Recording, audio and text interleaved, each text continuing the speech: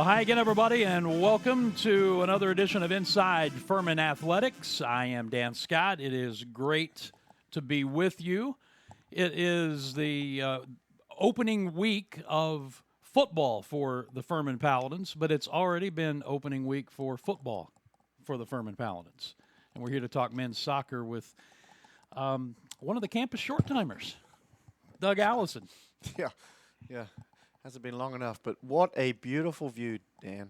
I mean, this is one of my favorite views on campus. You are very lucky. And you know, while you are still employed at Furman, you get to see this for free. If you come visit me the next time after the soccer season's over, then you know I'm going to have to charge you for this view. That's fine. This is amazing. And when it changes color, that's the best time, isn't it? It really is. How are you, sir? I'm good, thank you. And yourself? I am blessed. Looking good? Yes, thank you. Thank you very much. So let's talk about this right out of the gate, and then we can move on. But no secret, you announced that this 31st year with Furman is going to be your final year at the helm. And man, what a run it has been for you! Congratulations. Thank you. Congratulations on, I guess the way to phrase it would be, getting out while you're still young enough to enjoy the time.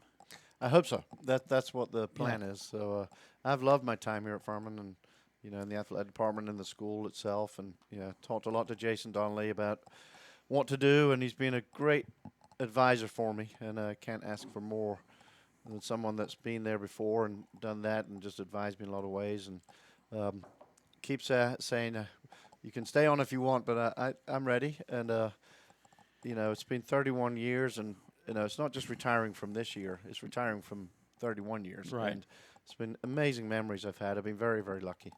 Why now? Why is now the right time? I just turned 60 last year, and started thinking about visiting my brother in England and my sister in France, and just being with them, and just taking time while I'm hopefully young enough and able enough to travel a lot more. I still want to go back to Europe and see a lot of my relatives, and I was back in Scotland this summer with my wife Jody, and just where my dad used to rock climb, and I'm like, I want to see a lot more of this again, and and not have every weekend be governed by other stuff, which for the last 40 years has been that way, and which again I signed up for that, and I've loved it completely, but it's time for me to do something else. It's time to leave the program healthy with someone new who can hopefully take over and maintain it, and very, very importantly, maintain our traditions, right, which is the most important thing for me and our alumni. And I believe we've got that in line. I just feel like it's the right time, Dan. And, my wife, Jody, she's still in teaching. She's got 3 years left as of last week. So when I finish in December, it'll be 2.5 years. So, she's a beach girl, and I promised her when we got married that we'd end up at the beach somewhere, and I don't tan very easily, so I'll be in the shade. We got a Shibuni or whatever it's called this summer, one of those shades. Right. And I think I've lived under that at the beach, and she can get in and out, but I'm one of those guys that you're dipped in a milk bottle, from England, and the sun. It takes me 2 minutes to get a tan, and it's not the right way, But. I love being down by the beach with her, and our family comes to visit, and every time we're down there, I mean, I love the nature down there, and just being at the beach and how relaxing it is, and I need that in my life. Yeah, my wife loves the beach. I like the ocean from the standpoint of sitting on the balcony and watching it come in and out and listening to it, and I'm not so much go out and lay in the sand for 4 or 5 hours like she is, but happy wife, happy life. Oh yeah, so yeah. We try to do it once, a week every year. The succession plan is already in place. We can't obviously talk about details right now, but you're comfortable that A, the program is going to be left in good hands, and B, as you said, the traditions that you have built over 31 years are going to continue. That's the most important thing, and within our staff we've got really good people, and I've been talking to Jason a lot about this, and I'm extremely excited for the future. Our alumni are too. After the alumni game, when I announced it last year, we had almost 120 alumni back. Wow. At the game. It was crazy, and it's just, again, very fortunate. But from things we do in preseason, like going over to people's houses, the alumni like Rob Victor and that hosts us, or Steve Spinks that hosts us, or Rick Slagle who hosts us for team meals, to little things we do in preseason to make it either fun or tough or that kind of thing, and then all the way through when, from the Quinn game to senior night to the Greg Griffin game to after the season, after senior night's done, when we have Kevin Paul and Maggie Paul, we do the Christmas tree traditions at the Christmas tree farm with them, and all those traditions are really important to me, up to the alumni game, which I think is a very, very important tradition that we need to keep important on our radar. Well, the most important thing is that you are confident that the program's going to be in good hands when this year is over. Now, having said that, this year ain't over yet. No, you've got some work to do, right? Yeah, I just started. Yeah, if they keep paying me, I've got to do it. So, but I'm just excited about the young team we've got, still very young, from the NCAA's and winning the conference last year. We had 7 freshmen starting just about, but I mean, again, between a lot of freshmen and sophomores, we had a lot of guys playing and starting, and a few juniors really, but in the Duke tournament last weekend, and so they were blooded, but you can see some of the experience coming through in certain situations and games that they had in going through the conference tournament and the NCAA's last year. Well, you went 1-0-1 in 2 games there, correct? Mm-hmm. Yep.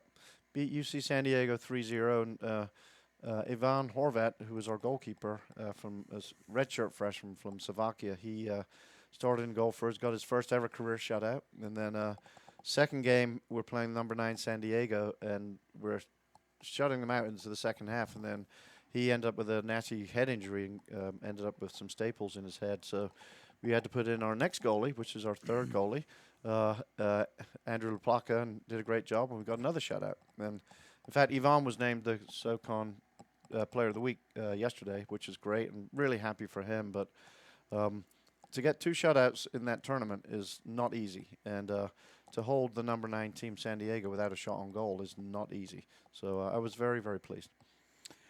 And you're going to be beginning a 3-game homestand coming up here on Thursday with North Greenville, and Sunday is going to be a big day. We'll talk about that in a moment with a fairly familiar name coming back to have his jersey retired.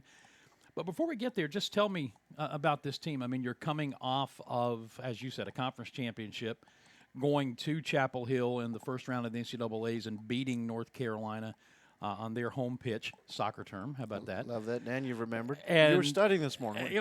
I still do have a question about something for you. I hope that I'll remember in a little bit. However, so obviously a tremendously successful year for the program last year, and you've already said young team this year. But is it talented enough to have that kind of year? I hope so. I mean, they've been well-blooded, and I think we've gone over a lot of good stuff in preseason. There's been a couple of little injuries that we've got to get over, and one surgery actually yesterday for one of our guys that I hope we can get back by conference time. So there's been a couple of injuries that we've had but that's when we say that it's the next man up. It's time to step up. You need to be prepared to play in your position, and when Ivan stepped up in place of Aaron at the beginning of this year, he really did a good job, and Coach Bulwer and Coach Arndt really trained our goalkeepers very well to be ready. Andrew LaPlaca came in and did a great job replacing Ivan in that game. So it's the next guy up, and who wants to win the game for us, who wants to defend for us, who wants to play as a team for us. And I think that is also a bit of the leadership that we've got with Aaron Salinas and Lloyd Wamu-Snell, and then Reese. Reese Fraggle has come in and was named captain this year, and came back and could have graduated last year. Came back, and he's just done an amazing job as a leader. He's really grown up in the program, and has become an amazing leader in our program. It is becoming more and more unique in Division I college athletics, where you can say someone came in and grew up in the program with the landscape of college athletics, especially at the Power 4 level, and a good portion of Division I with NIL and the House settlement and all of these other things that have come into play and really almost rampant free agency, for lack of a better term, you've been able to, I think, maintain a good culture with your program. And when you use a phrase like he grew up in this program, it's still nice to be able to say that at a school like Furman, because we're not seeing that very often anymore at bigger schools. Completely agree with you, Dan. I think the proudest thing I am for this program, or within the program, is the culture of the program, and having 120 guys back from alumni weekend with their wives and kids coming back is fantastic, and just they love coming back. They had a great time in the program. They had a great time at Furman University, and they want to come back. And we don't force them to come back, but culture is very tough with this NIL stuff that's really crept in. Hasn't hit us so much yet, but it will. The transfer portal has hit tons of teams. You start looking around different places, and a lot of teams were playing. You don't know who they were from last year, because there's 13, 14 guys. I was watching a game last night on TV, 14 transfers on the team. And I don't know these guys. I don't know how that can build a culture. I don't know. And I am so proud of the culture we have. The kids want to come in. Our student athletes want to graduate from Furman, and because they can get great jobs, great internships, the alumni can look after our guys. They can go on and play professional soccer from here. They can do what they want from here, and they get competition. We got a really tough schedule, Dan. It's not as though we're playing just anyone, but it's a really, really tough schedule. But we challenge these kids in every aspect, in every arena, and I really believe they come and they benefit from that. So they go on, and then they hopefully become good husbands, good fathers, and that's the goal. Right. The whole thing, Dan. It's just a reminder of what college athletics is supposed to be about, number one. And number two, that if you're good, somebody's going to find you and you're going to get an opportunity. And you've had a number of players out of your program, it happens every year, go on and play professionally somewhere, whether it's on the world stage like Clint Dempsey, who we're going to be talking about in a minute, or a young man that we spent some time with last year, Ivan Ajakwa, who's playing here in Greenville and everywhere in between. And, you know, we just put out, the athletic department just put out the release yesterday. Clay Hendricks has 4 former Paladins who made NFL rosters. That's awesome. This year. So you can do it from a school like Furman. The excuse that, well, if I go to a small school, I'm not going to get an opportunity to advance, it really isn't valid, because if you can play, people are going to find you. Absolutely. I mean, I firmly believe that. But did Ryan Miller end up signing with Tampa? Ryan made the Tampa Bay opening roster. Fantastic, because a good friend of mine lives down in Tampa, so he's going to be wanting tickets. There we go. So looking for Ryan, tickets. if you're there, or Coach Hendricks, but congratulations to all those 4 guys. I thought it was you who was going to be looking for tickets. No, not me. Not yet. I got some work to do. You told me I had work to do. Maybe in the spring. So I'll go down there. But congratulations to those guys and Coach Hendricks and all the football coaching staff. That's a testament to them, isn't it? And they're producing good men. And the point is, you're doing the same thing in your program, and we see it with so many programs here. We're still seeing with NIL is creeping in, transfer portal is creeping in, even at a school like Furman. But for the most part, you are still able to put together a roster, create and keep that culture, at least for the time being, in this landscape. And you were talking about seeing a team with 14 transfers. To me, it's the difference in building a team for 1 year and building a program for long-term sustainability. Well, Coach Tucker's done a great job recruiting these kids in the last couple of years as well. I just help him every once in a while with a phone call, or he tells me when to come in as a closer. You're the closer. That's what he says. But he does a lot of the groundwork for that. So, and just going back to Ivan a little bit, I mean, what a special young man he was. I know you interviewed him on the radio and that, but you know, he stayed in town. He's from London. He's come over. He's so big in the community right now. But also every time he plays, you know, he still remembers all the kids that support him at Furman, and now they're watching him for the Greenville Triumph, and he's doing a great job. But, you know, he's an extremely faith-based young man. And in fact, my son Callum, who just graduated and is doing his medical school now, baptized Ivan. a couple of months ago. And so it's good. In fact, one of our other players, Caleb Johnson's getting baptized this Sunday, and all the team will be there and stuff. So it's just, I love what our kids do in the program. I love that on the social media yesterday, our freshmen on the first day of class were taking pictures with their professors and putting them on social media. The professor, one, I think they wanted to prove to me that they were in class. But I trust them that they're in class. I wasn't trying to follow up. But Right. once I saw that, I'm like, these kids they're smart. They were really smart to do that, to get them in the classroom with their professor and, link the academics and athletics and stuff. There was a lot in that. So I didn't tell them to do that. I was pleasantly surprised. Well, and we talk about it all the time, and it almost becomes rote behavior, but it's true. While a lot of schools talk about strict academics, we know that Furman means strict academics. The student and student athlete comes first here. Absolutely, 100%. And the kids are here to get their degree. Other than getting an incredible professional contract, they're here to get their degree. I won't let a kid leave for a professional contract unless it's a good contract with a coach, with an agent and a coach that will give them an opportunity to play in a multi-year contract. It has to be that way, or else they don't leave. And those coaches and those agents know that. They have to come to my office with their parents. And there's a whole different world out there with that stuff that goes on. And then they go back to the NIL.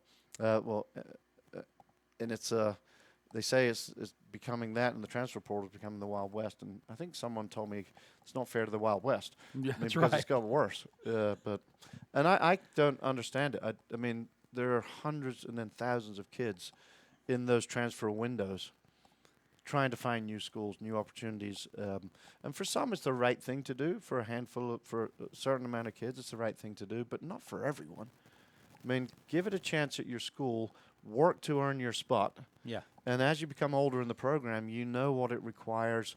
It's nice to have mature guys in your program and leaders in your program that are older guys, like a Reese Fraggle. I get the idea, and again, I qualify this by saying what you said, that for some players, male or female, the transfer portal is absolutely the right move because things happen, or you may realize what you thought was a fit wasn't a fit, or academic, whatever the case may be. Yes.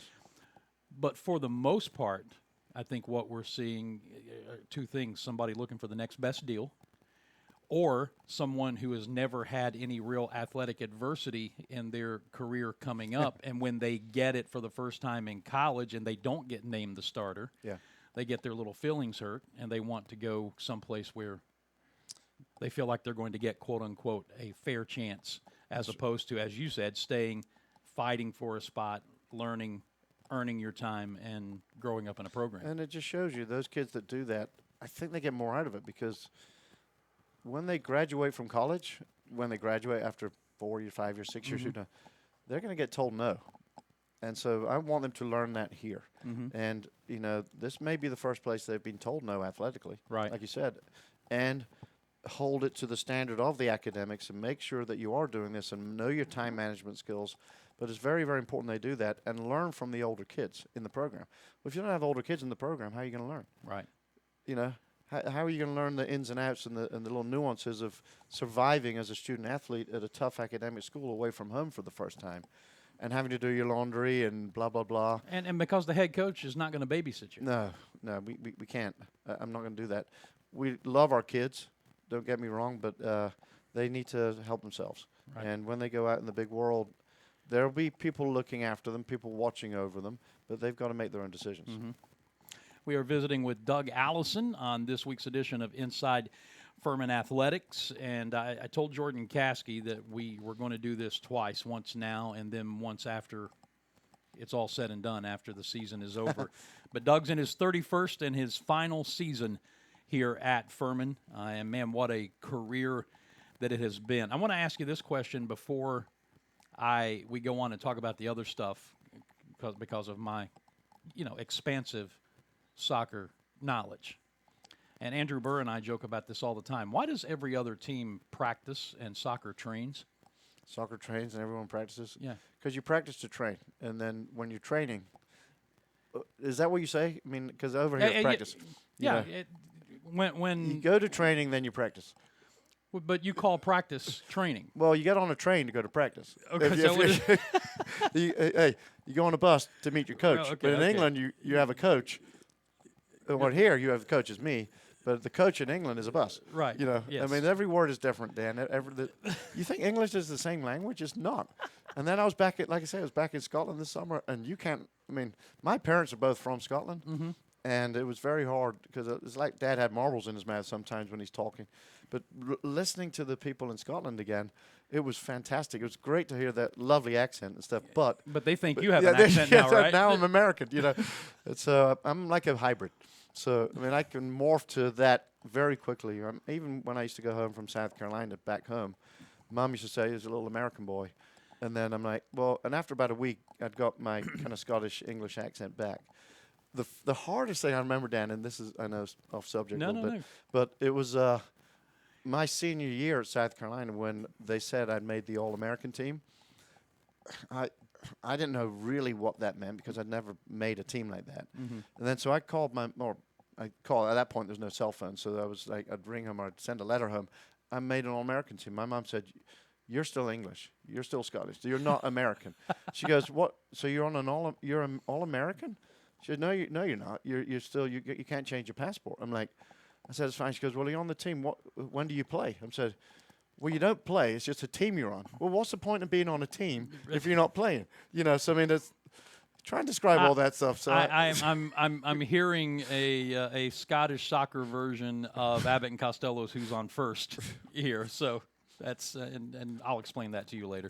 But anyway, yeah, Andrew and I have fun with that all the time because even he calls it training. He said they don't go to practice; they go to training. Training, yeah. And soccer is the only sport that calls. Anyway, all right. So let's talk about some of the important stuff. The Quinn game. When is that going to be? That is going to be our UNC Greensboro game for the Down syndrome awareness with McNeil and Quinn coming in, and God, I think it's got to be the 11th or 12th anniversary of that, and so that'll be a really tough game, big game, conference game, but that'll be the UNCG game. And she is obviously not the little princess who was running around the studio here a few years ago. She's almost a queen now. Yeah. But it's she's awesome, and she came to the alumni game. She comes to a lot of different events. You know, when McNeil comes to watch us when we're up in North Carolina, he'll bring his whole family, not just Quinn. So, and when we did that soccer extravaganza a year or so ago, she came down with her mom, and so she's always around. You know, and you know I love that little girl. So has it gotten to the point where Quinn is such the star of the show that it's, oh, yeah, McNeil's here too, and his wife is here too. He knows that. It's always been that way. McNeil, can you? If she could drive down herself, I wouldn't invite McNeil. It would be like, come on, Quinn. But when she comes in, she hugs all the players. And McNeil's funny because he just stands off in the background, and he's like, this is her. And from the kickoff, it used to be McNeil carrying Quinn to the goal to score a goal. Now it's Quinn running with the ball, sprinting down there. She's practiced all week in her school. Right. She's coming down, and McNeil and I actually just stand back by the halfway line and just like, this is amazing. That's funny. Greg Griffin, that Greg game? Griffin is the Davidson game, which is actually, I believe, next Thursday. So Mr. Griffin will be here again.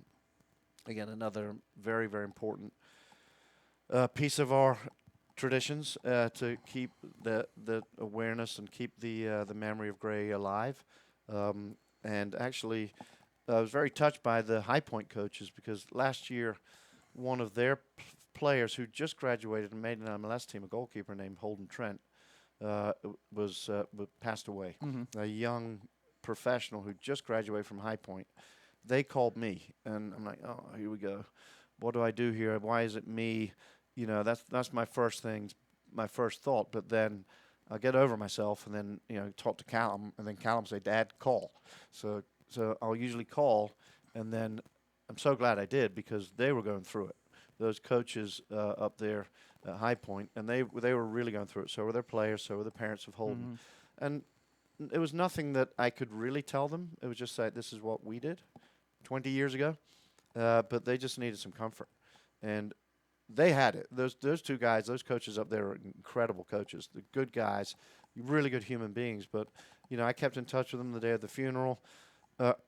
Unbeknownst to me, Lloyd Wamu Snell, my captain from England, had arranged it with Landon and Caleb and and Jack and all the FCA guys to write letters to their players, handwritten notes to their players. And I didn't even know that. And so when we went to play High Point in preseason, their coaches and our coaches at the end of the game and all the players and staff, we all mingled just to talk about Holden and Gray. And they told us and our players about the impact those letters had.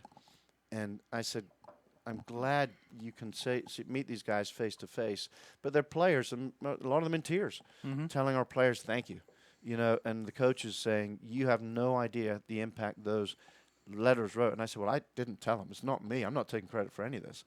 It was Lloyd. It was these guys that did this, and I think that they would do that again any time, but you never know the impact you're going to have. Take time to write a note. Take time to write to someone. We've been through that experience. How can we help you? And that's so important that student athletes do that. And I'm really, really proud of our team for doing that.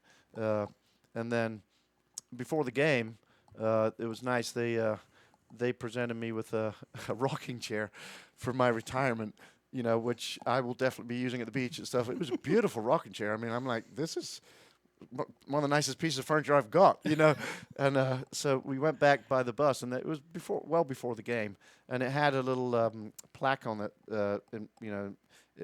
thanks for what you've done for college soccer on behalf of High Point, but in memory of Greg Griffin and in memory of Holden Trent with our logos on it, on the rocking chair, and I'm like, that's special. Yeah, that's special. And to me, Doug, in a society where we're told that winning is the most important thing, and you're paid to win games. You have been paid to win games for 31 years, but those are the things that really matter in the grand scheme of things, because what that shows is your care, your compassion, and how that's permeated through the program, and that the young men that you are developing who would take it upon themselves to do that and make that kind of impact, those are the kind of stories that should be shared and talked about much more than most of the junk we see out there now. Yeah. But, of course, nobody has newspapers anymore, but those don't sell newspapers. They don't get clicks. They don't get newspapers. And when I first started doing this, we have another tradition of showing this certain video of an old Manchester United player called Eric Cantona on the video, on the DVD, on the bus on the way to the first away trip. And I realized 30 years ago when I was first showing this video that none of the guys had cell phones, so they had to watch it. And they were talking to each other on the bus, not watching their cell phones, And it was like, and when I started doing this, none of these guys on my team currently were alive. Yeah. It's just well, and then the flip side of that is Gray Griffin would be approaching 40 years old, wouldn't he? Yeah. Yep. Married with kids somewhere, maybe just finishing an amazing professional career. But then that's something Mr. Griffin and I talk about all the time is being an only child as well for him. I mean, he didn't have a chance to be a granddad. Right. And that's where it really got me. And I'm like, oh, I mean, it's just what do you say except for hug him? Right. And that's, that's something that I obviously didn't know Gray and don't know his dad, but I've become very close to Fred and Terry Stanfield, who lost Bryce. You had a tough loss yourself. About a year and a half ago, and only child, won't be grandparents. Though all the things that they are dealing with now, it really, again, it's cliche, but it doesn't make it any less true. It really puts into perspective what's the most important. Yeah, and you look at Sam Darby, who was the athletic trainer, who was on hand at the day, and she's just an incredible person. She works at my summer camps, and the impact she had, and then what Clay Hendricks and his staff had on the Stanfields, and I called Clay and just said, look, I don't want to butt in, but if you need help, let me know. He had it. He had the whole thing taken care of, and his staff were unbelievable. Right. And when I talked to the Stanfields, I was sitting behind them at the senior awards last year, and they named, I think, Coach Bernardi named a strength award after the Stanfields. And I was sitting behind them, and I felt for them. But I just said, look, been through it with one of my players. If you ever need help, and they're like, really appreciate it, but Coach Hendricks has been amazing. Yeah. And his staff was just absolutely amazing. And that's where you've got someone good on your staff.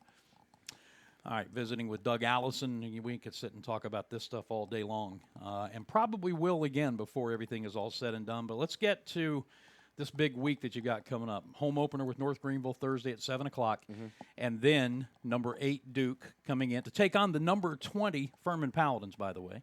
Number 8 Duke coming in Sunday night at 6 o'clock, and some guy named Dempsey is going to have a jersey retired on Sunday? Well, Thursday is really important that we've got North Greenville coming to town from just across the road there. And I think we have more North Greenville ex-athletes here now than ex-Furman athletes on our staff, And they've all been awesome. I mean, particularly Coach Novo and the strength staff that have been around with us and stuff. And congratulations, Coach Novo, too. He was with our program last year and really helped our guys as we were going through the NCAAs. You should have seen us doing calisthenics and lifts and stretching in hotel lobbies and doorways and hallways and meeting rooms and stuff like that. But he was very creative. But it really helped our team in our conference tournament run and our NCAA run. Big props to Coach Nova for that. But and he does eat a lot. I mean, like I told you, the budget was tough. A lot tougher with Coach Nova, But So how did we go from talking I don't about know. Clint Dempsey's retirement to how much Coach Novo eats? Because that's how I ramble, and that's why I know I need to retire. So ask this man what time it is, and he tells you how to build a watch. half past. It's like, but Clint Dempsey's coming to town after North Greenville Thursday. Right. We've got Clint. We got CBS coming on campus doing a documentary on Clint for the World Cup as well. So I've got to host them this weekend as well. And it's going to be awesome. Just really proud to have had Clint here as a player. He's been amazing. He comes back to every alumni game. He comes back to every camp. He brings his kids. Him and his wife, who's a Furman, Bethany's a Furman girl too. They're coming with all the kids, 6 kids, on Sunday. Saturday night, we're going to have dinner with them and Bethany's parents, and then one of Clint's former teammates, Vaughn Bethel, who Vaughn and Ashley live in the area too, and Vaughn was one of Clint's great teammates and good alumni of ours too. So a great friend of mine. And so we're going to all get together and then celebrate Clint on Sunday, and the best American player ever, without a doubt in my mind. Not just because the number of goals he scored, and I know equals Landon Donovan, but he scored in important games. He scored in 3 World Cups, which, Dan, that's something you should look up because you're a stat guy. How many people have scored in 3 World Cups in soccer ever? Will you let me know next time we meet? No. Okay. Well, one of them's Clint. Yes. So the other thing is he played in the Premier League for 8-9 years, which is the toughest league in the world. 1 year for Fulham, he was a second leading scorer in the Premier League behind Wayne Rooney from Manchester United. And from a team like Fulham, it was funny enough. I know there's a story about Furman and Fulham as well when I went to Fulham. But a team like Fulham, for him to be the leading scorer on that team compared to a Manchester United who won a lot of games that year, it's just, again, a testament to how good he was. We didn't realize how good he was till he tested himself every level until the top level. And, that's what I always admired about him because, he's going in for the U.S. playing Italy in his first game, and it doesn't matter.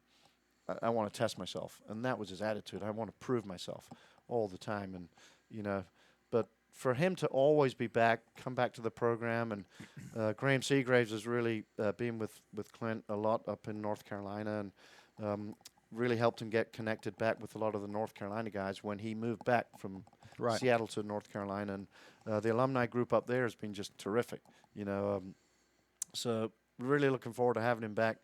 He's a character. In fact, the guy from CBS called me from New York yesterday, and then I spoke to him again this morning, and he was like, this documentary is a gold mine. I said, why? He goes, I've interviewed a lot of professional athletes and done a lot of documentaries. He goes, a lot of them are boring. He goes, are all the stories about this kid true? I said, unfortunately, yes, most of them are. I said, but you've got a gold mine here. You've got something that you can really work with here. You know what the documentary needs? Someone who doesn't know soccer asking stupid questions. Yeah, that's what I'm saying. I'm volunteering my services, CBS. So Then I can give you the I give you the name and the number of no, the guy. I want them to come to me. I'm not reaching out. So All right, I'll tell Alex to talk to you. I'll tell him because they'll be here on Saturday. So we're gonna do some interview. In fact, Jason's gonna step away from the football game for a couple of minutes Nice. to speak to them as well and talk a little bit about Timmins Arena and in there and that. And what a great facility! Yeah. What an amazing accomplishment for Jason and for Coach Ritchie and his staff and Pat, who I know on his staff, and the teams and Pierre and for the women's program and stuff. They deserve that. They deserve an amazing facility to play in and host and really showcase their programs as well. So I'm really, really happy for them. But for Jason, what a signature day in his tenure as well to cut that ribbon. That's amazing. Yeah, it was a phenomenal day on Monday to be able to unveil that to the public. And I've mentioned this before, but when we broadcast the last game there 2 years ago, I walked out and I said, you know what? I'm not going back in until it's done. So I had not seen it until Monday. Really? Yeah.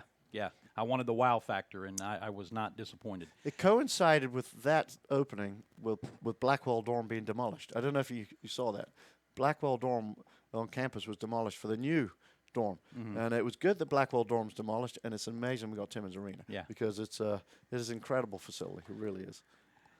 Have you allowed, as we get into wrap-up mode here, have you allowed yourself to start thinking about life after Furman, or are you so caught up in what's going on now that you'll deal with that when you get here? I'll deal with that when I get there. I love working with these kids. I'm going to give them everything for this last few months. I do every day, so why stop? I am ready. It's internally when it's time to hand over to someone else that is going to be capable of doing this. Proud of what I've done. Proud of the alumni we've produced. Again, I keep mentioning those guys, but I love talking to those guys. I talk to one or two every day, and just seeing where they are in their lives. It's like I've known Rob Victor since he was 11 or 12 years old, and I've seen Rob Victor come into our program, and I coached him as a camper. Okay, and then when he played for me, he coached my son as a camper, and this past summer, Callum coached Cole as a camper, his son, and it's like it's gone round and round 2 or 3 times. Right. And his wife, Carly, was working our camp this summer, and what a coach she is.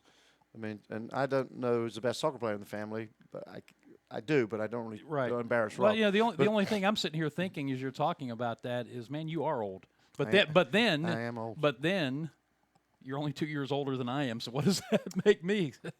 Still younger than you. Yeah. As my wife is, and I get that, and I'm starting to get that more and more. I'm seeing the coaches I'm playing against as old assistants, and I'm like, I don't really know a lot of these coaches in this game anymore. So it is time for me to do this. But I'm proud of what I've done. I'm proud of the culture more than anything, and I'm proud to have represented Furman. Well, I can promise you that before you get the office cleaned out, we're going to do this again after the season is over, because I don't think I know your career deserves an opportunity for a bunch of people to say thank you. And I know you're not the type of person who really wants a retirement tour, but you're getting one whether you want it or not.